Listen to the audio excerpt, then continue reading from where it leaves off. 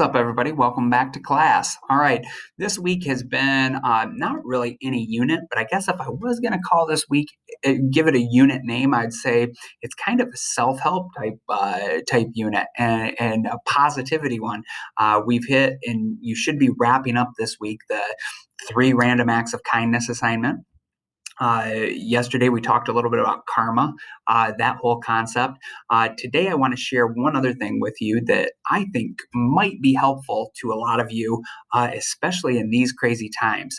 Have you ever heard of meditation before? I would imagine most everybody at least has heard of that. But your average American, actually, it's starting to catch on and kind of permeate and fill into the culture more. But I'd still say most Americans don't meditate on it, especially on any kind of a regular basis. Um, there is a ton of research that would back up and support that meditation is a good thing for your overall well-being in your mind. Now, meditation kind of has its roots, just like the concept of karma, in like a lot of the Eastern religions, Buddhism, Hinduism. A lot of people think that meditation is totally like a religious thing. I don't think of it that way. I mean, it definitely can be. Like meditation is a part of those religions, but there are a lot of people that use meditation that aren't religious at all. You can be a Christian or a Muslim and use meditation. You can be an atheist and use it. And many universities have done studies on meditation, and they do it in a totally like non-religious type way. They're just seeing like what are the effects of having mindful meditation and kind of clearing your mind out. How does that affect your overall physical and mental well-being? Well, the evidence is pretty overwhelming that it doesn't going to do anything negative to you, and for a lot of people it has a very positive and beneficial impact on their lives. um, Now, I'll say I've meditated a lot of times in my life, but I'm also going to be kind of a hypocrite because I'm recommending that you try it. That's going to be the assignment for today. And I'll say I'm totally convinced that meditation is a good thing and it would help me out and I should do it every day.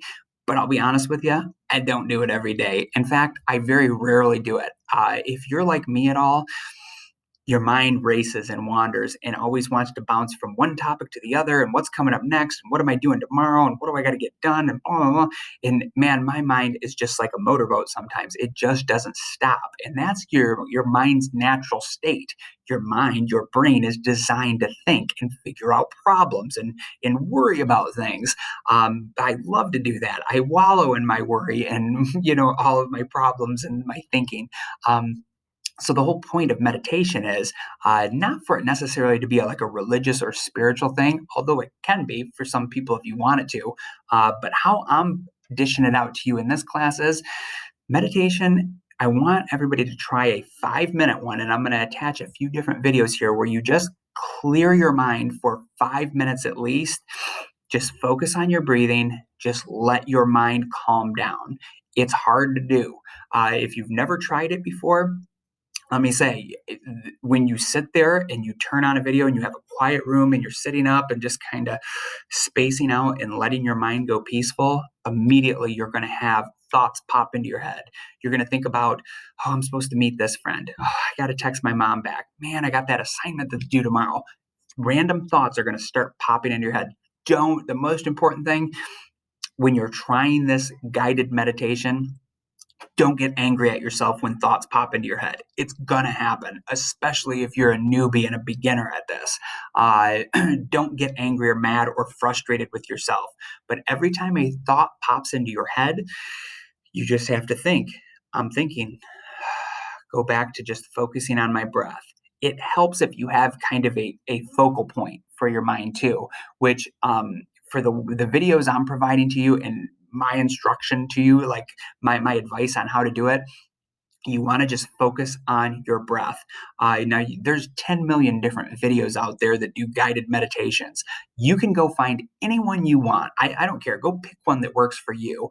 I'm going to attach a few different ones to this video post. You can use any or all of them, check them all out, skip into them a little bit, see if which one you like the best, or go find your own. Go find one that's better than any of them that I have posted. But the main thing is, I want you to, for 5 minutes, clear your mind out and just try to focus on your breathing.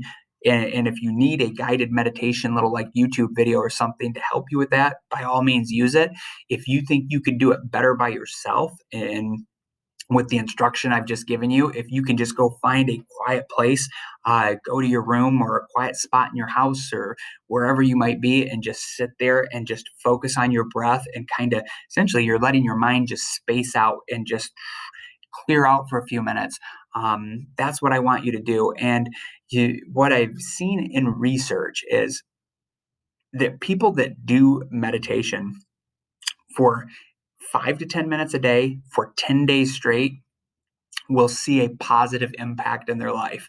Now, I don't know that through personal experience. I do know that sometimes when my mind is going crazy, if I meditate, it'll chill me out a little bit and help take my anxiety down. But in all honesty, I've never actually done it for 10 days in a row where I've purposely done it like this. So I'm going to try to do it for the next 10 days, and I want you guys to try to do it too. And then coming up next week or 10 days out, I'm going to do a follow up little assignment, some sort of a journal or a Q&A where I want to get some feedback from you on that. It doesn't matter what time of the day you do it. You could do it first thing in the morning. You can do it at night before you go to bed. If you sit there and you're trying to go to sleep and your mind won't stop racing, maybe that's the best time of day for you to do it. You could do it actually in school while you're sitting in an advisory class. I mean, I don't care when you do it, but I want everybody to make an honest effort to try to meditate for at least 5 minutes. Okay, just 5 minutes of your time, clearing your mind out, focusing on your breath, and we'll try to make time to do that for the next 10 days. I'll post some reminders on that and keep touching base with you. But I just wanted to explain it and kind of lay the groundwork out for you. If you have any questions about meditation, or you need some advice or you're unclear about this, for goodness sakes, shoot me an email. I'm happy to talk with you about it. And again, this has nothing to do with religion, nothing like that. I'm doing it more from a scientific standpoint, and meditation, just clearing your mind, can be a positive thing. So hopefully, you try it out and like it. If you try it out and do a few days of this, do 10 days of it, and you hate it, well, you never ever have to go back to it again. Just exposing you to a new thing. And who knows, maybe it's something that'll really help you with just anxiety, overall well-being, depression, all those kind of things. It's been shown in research to have a pretty profound impact on a lot of that stuff. So let's all give it a whirl, and hopefully we have some positive results after giving it an honest try. See ya.